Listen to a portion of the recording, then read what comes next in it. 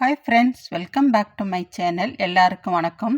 இன்றைக்கி என்ன ரெசிபி பார்க்க போகிறோன்னா, ப்ரெட்டில் குலோப்ஜாம் எப்படி செய்யலான்னு பார்க்கலாம். வாங்க இதை எப்படி செஞ்சேன்னு வீடியோக்குள்ளே போய் பார்க்கலாம். ப்ரெட்டு எடுத்துக்கோங்க. இந்த மாதிரி பெரிய சைஸ் ப்ரெட்டை எடுத்துக்கோங்க. ஒரு 9 இல்லை 8 ப்ரெட்டை எடுத்துக்கோங்க.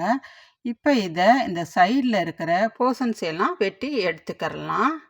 ஒரு 4 ப்ரெட்டாக எடுத்துக்கோங்க. எடுத்துகிட்டு ஒன்று மேலே ஒன்று வச்சு இந்த மாதிரி கட் பண்ணிக்கோங்க. கத்தி நல்லா ஷார்ப்பாக இருக்க மாதிரி பார்த்துக்கோங்க. எப்பயும் நம்ம குலோப்ஜாம் சாப்பிட்ணுன்னு ஆசையாக இருந்தால் கடையில் வாங்கி தான் சாப்பிடுவோம்.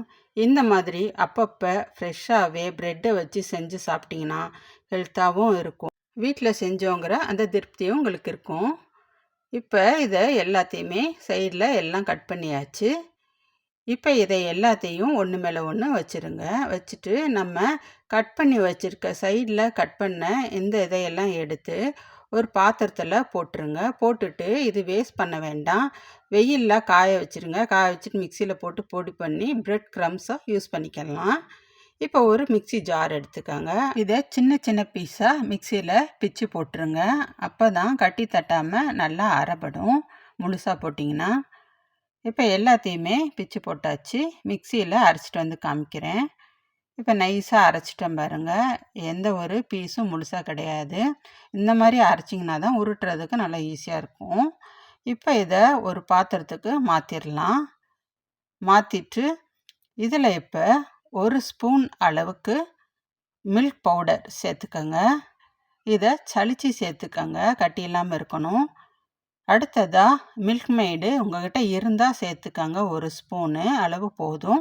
உங்களுக்கு அதிகமாக இனிப்பு தேவையில்லை அப்படின்னா இதை சேர்க்க வேண்டாம். ஏன்னா மில்க் பவுடர்லேயும் சுகர் இருக்கும், இந்த மில்க் மெய்ட்லேயும் சுகர் இருக்கும். அதனால தான்.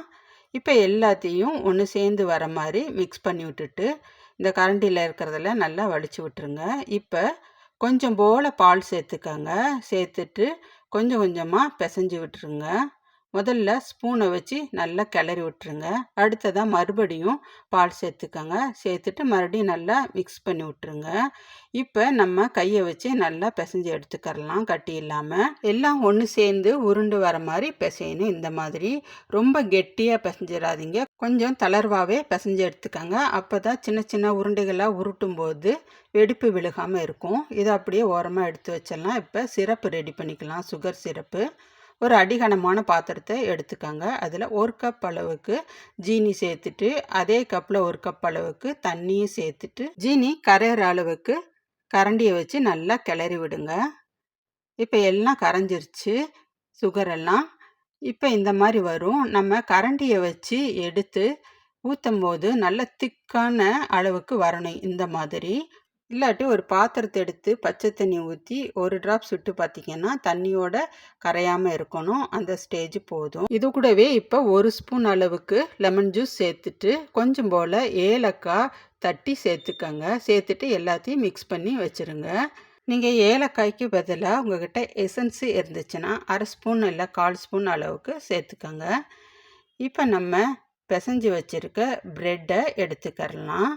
இதில் இப்போ சின்ன சின்ன உருண்டைகளாக பிடிச்சி எடுத்துக்கலாம். உங்களுக்கு எந்த சைஸ் வேணுமோ அந்த அளவுக்கு உருட்டி எடுத்துக்கோங்க. நீங்கள் கொஞ்சம் போல் நெய் இல்லைன்னா எண்ணெயை கையில் தடவிக்கங்க. தடவிட்டு இந்த மாதிரி சின்ன சின்ன பீஸாக உருட்டி எடுத்துக்கோங்க. நான் இந்தளவு உருட்டி எடுத்திருக்கேன். இந்த சைஸ் போதும் எனக்கு. இப்போ எல்லாத்தையுமே உருட்டி எடுத்தாச்சு. இப்போ ஸ்டவ் ஆன் பண்ணி ஒரு பாத்திரத்தை வச்சுக்கோங்க. தேவையான அளவுக்கு எண்ணெய் சேர்த்துக்கோங்க. எண்ணெய் சேர்த்துட்டு மிதமான சூடு இருக்கும் போது ஒவ்வொன்றா தனித்தனியாக போடுங்க. நிறையா போடாதீங்க.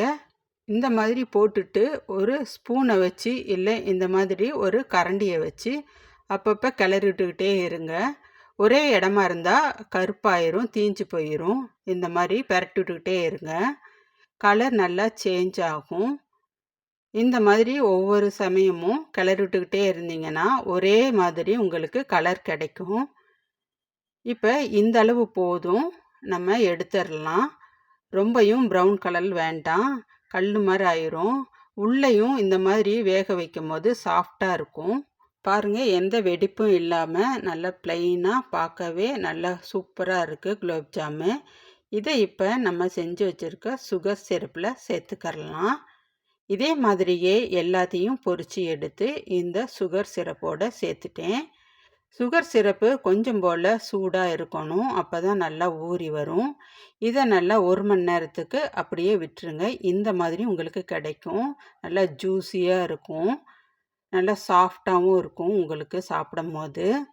இது மாதிரியே நீங்களும் கண்டிப்பாக வீட்டில் ட்ரை பண்ணி பாருங்கள். இந்த சம்மர் ஹாலிடேஸ்லேயும் சரி, ஏன்னா ஒரு ஃபங்க்ஷன்னாலும் இந்த மாதிரி செஞ்சு சாப்பிடலாம். சூப்பராக இருக்கும்.